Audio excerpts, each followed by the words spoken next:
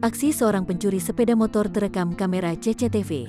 Dalam video yang diunggah oleh Instagram Info Depok_ID, tampak seorang maling menggondol sepeda motor Yamaha NMAX 2019 warna hitam, plat nomor B6412 WTQ dari rumah warga di Bojongsari, Kota Depok, Sabtu, tanggal 29 Januari tahun 2022, sekitar pukul 7 waktu Indonesia Barat.